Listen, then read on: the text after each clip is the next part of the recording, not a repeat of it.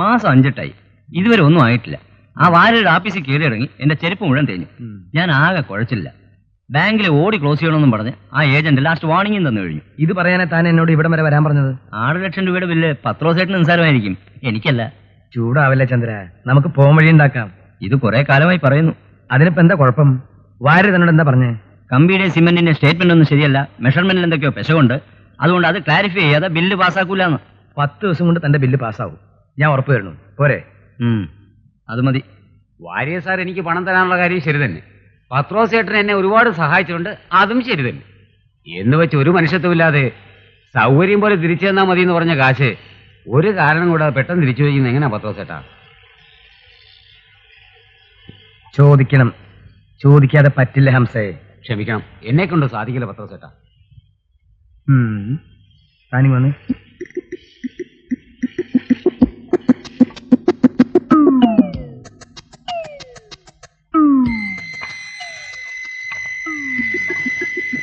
സുബ്രഹ്മണി, ഈ മോട്ടറും തുടച്ചു വൃത്തിയാക്കട. ഈ മോട്ടറിന്റെ കഥ എനിക്ക് ഓർമ്മയുണ്ടല്ലോ, ഇതിന്റെ സംഗീതം എനിക്ക് അറിയാലോ അല്ലേ? വന്നേ നടക്ക. ഇക്ക, താൻ ഈ മില്ല് തുടങ്ങിയപ്പോ ട്രാൻസ്ഫോർമറിന് കപ്പാസിറ്റി ഇല്ലാത്തതുകൊണ്ട് 15 HP കൂടുതൽ കപ്പാസിറ്റിയുള്ള മോട്ടറിന് സാങ്ഷൻ തരാൻ ബോർഡ് തയ്യാറായില്ല. തനിക്കാണെങ്കിൽ 25 HP ഇല്ലാതെ പണിയും നടക്കില്ല. അപ്പൊ നമ്മൾ എന്ത് ചെയ്തു?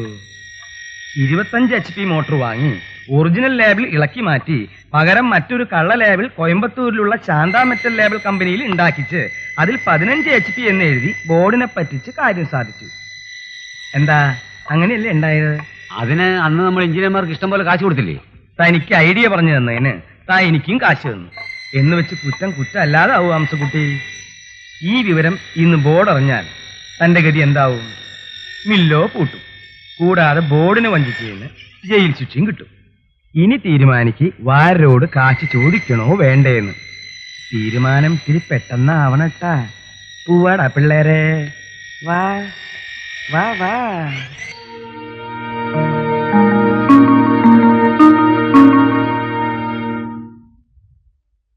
ഒരു മുന്നറിയിപ്പും ഇല്ലാതെ പെട്ടെന്ന് വന്ന് ഇത്രയും തുക ചോദിച്ചാൽ ഞാൻ എന്ത് ചെയ്യും ഹംസേ? വേറെ ഒരു മാർഗം ഇല്ലാത്തതുകൊണ്ടാ. ജയിക്കുമെന്ന് വിചാരിച്ച കേസ് തോറ്റു. പണം അടയ്ക്കാൻ കോടതി നോട്ടീസ് അയച്ചിരിക്കുക. ഉടനെ പണം കെട്ടില്ലെങ്കിൽ ജപ്തി ചെയ്യും. അങ്ങനെ ഒരു ഗതികേടിൽ സാറിന് എന്നെ കാണണോ? അയ്യോ, ഒരിക്കലും ആരെ അങ്ങനെ കാണണമെന്ന് എനിക്ക് ഒരു ആഗ്രഹവും. അത്യാവശ്യം വന്നപ്പോ ഒരെതിരും പറയാതെ സഹായിച്ചതാ. സാർ എന്നെ ചതിക്കരുത്. നാളെ വൈകിട്ട് ഞാൻ വരും, എനിക്ക് രൂപ കിട്ടണം. അയാൾ വെറുതെ പറഞ്ഞതാ. ഈ കേസും ജപ്തിയെന്നൊക്കെ പറഞ്ഞത് പച്ച കള്ളവാ. സരോജം, ഒരു രേഖയും ഇല്ലാതെ അത്യാവശ്യത്തിന് കാശ് തന്നവൻ അത് തിരിച്ചു ചോദിക്കുമ്പോ കൊടുക്കേണ്ട ബാധ്യത നമുക്കുണ്ട്. അല്ലാതെ അവന്റെ ആവശ്യം അസത്യമോ സത്യമോ തിരക്കേണ്ട കാര്യം നമുക്കില്ല. ക്ഷമിക്കണം, ഞാൻ ആ ഉദ്ദേശത്തിൽ പറഞ്ഞതല്ല. കടമായാലും തിരിച്ചു ചോദിക്കുന്നതിനൊരു മര്യാദയില്ലേ? എന്തിനു മര്യാദ? അയാൾക്ക് പൈസയ്ക്ക് അത്യാവശ്യമില്ലെന്ന് നിനക്കുറപ്പ് പറയാൻ പറ്റുമോ? ഇല്ല.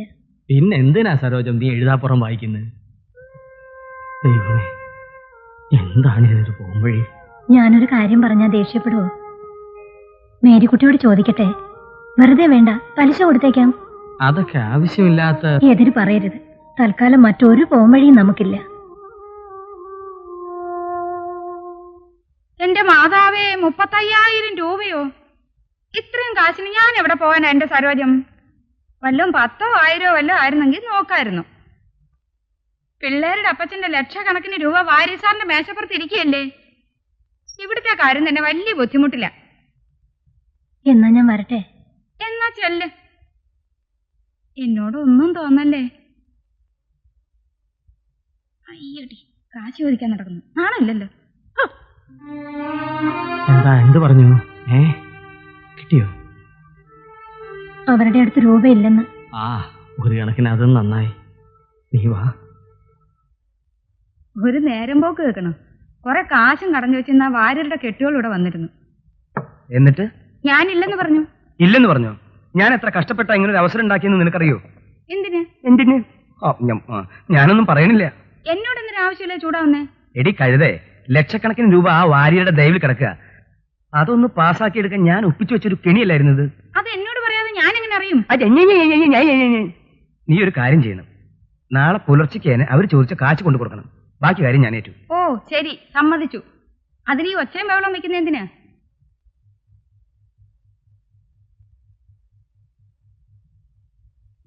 പത്രോസേ, എന്തോ?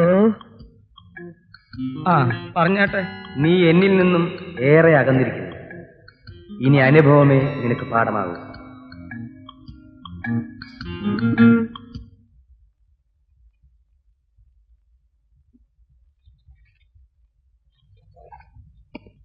എന്നോട് ഒന്നും തോന്നല്ലേ സരോജം?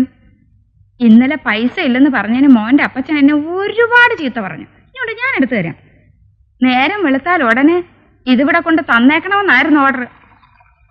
അതുകൊണ്ടാ എഴുന്നേക്കുന്നതിന് മുമ്പേ ഞാൻ ഇതും കൊണ്ട് ഇപ്പൊ വന്നത്.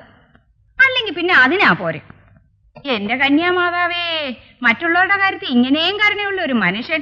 അതും പോരാഞ്ഞിട്ടോ ഇവിടെ വന്ന് ക്ഷമയും പറയണമെന്ന്. എന്താ പോരെ? ഓ, ഇതിലൊക്കെ എന്താ ഇത്ര ക്ഷമ പറയാനിരിക്കുന്നേ?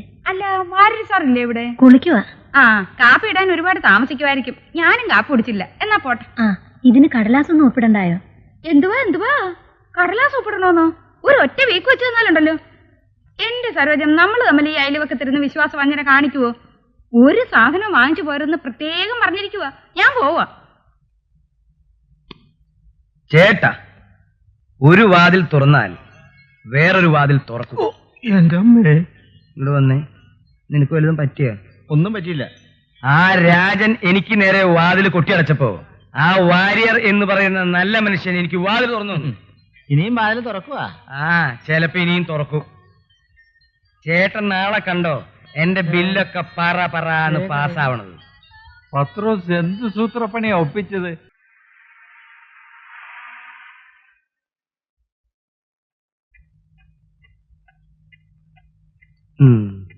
ഞാൻ അകത്തോട്ട് വരട്ടോ? എന്തിനാ പത്രോസ് ഈ ഫോർമാലിറ്റി ഒക്കെ? വാ. പ്രോവിഡന്റ് ഫണ്ടിൽ നിന്ന് എന്റെ ലോൺ സാങ്ഷനായി.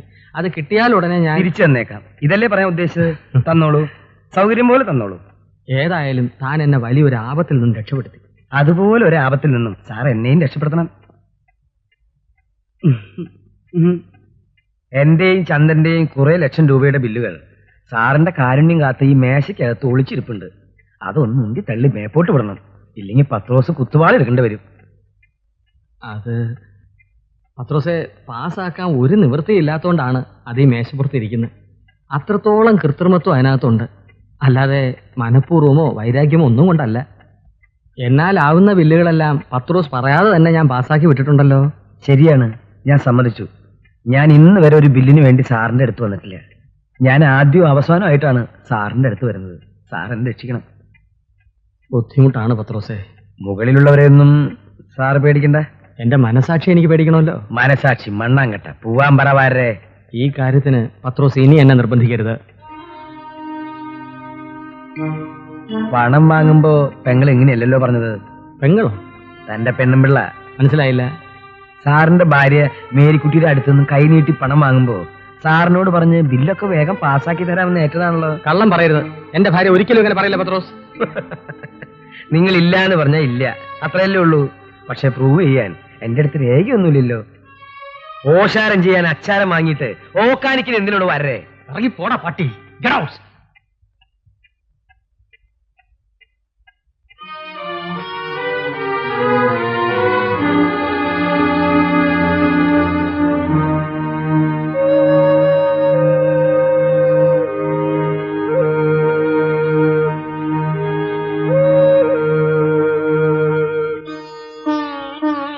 ഞാൻ ഇന്ന് വരെ കേൾക്കാത്ത ഒരു ഭാഷ, മനസാ വാച കർമ്മണ ഞാൻ അറിയാത്ത ഒരു പച്ച കള്ളും അയാൾ പറഞ്ഞു. അത് കേട്ട് സഹിക്കാനാവാതെ നിയന്ത്രണം വിട്ടോണ്ടാ ഞാൻ അയാളെ പട്ടിന്ന് വിളിച്ചത്. എങ്കിലും ഞാൻ പറഞ്ഞ തെറ്റ് തന്നെ. പറഞ്ഞതോർത്ത് ഇപ്പൊ എന്തിനാ വിഷമിക്കുന്നേ? 27 വർഷമായി നമ്മുടെ വിവാഹം കഴിഞ്ഞിട്ട്. ഇത്രയും കാലത്തിനിടയ്ക്ക് ഒരു പ്രാവശ്യമെങ്കിലും നിന്നെ ഞാൻ എടീന്ന് വിളിച്ചിട്ടുണ്ടോ? നമ്മുടെ മക്കളെ എന്തെങ്കിലും അസഭ്യം തമാശക്കെങ്കിലും ഞാൻ പറയുന്നത് നീ കേട്ടിട്ടുണ്ടോ? ആ, ഞാൻ ഇത്രയും തരം താണു പോയല്ലോ എന്ന് ഓർക്കുമ്പോ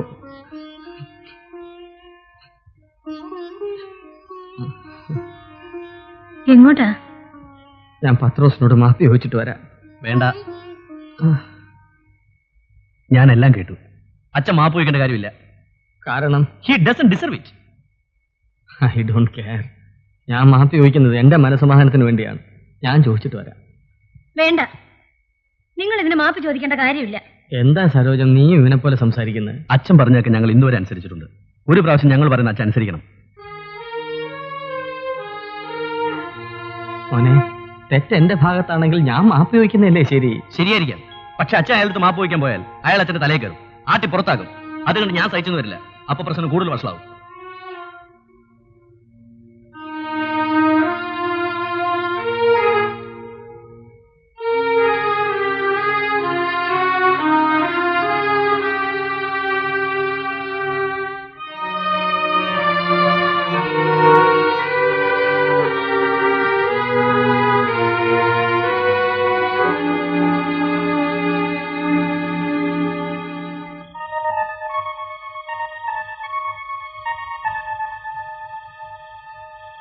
ഇറങ്ങി പോടാ.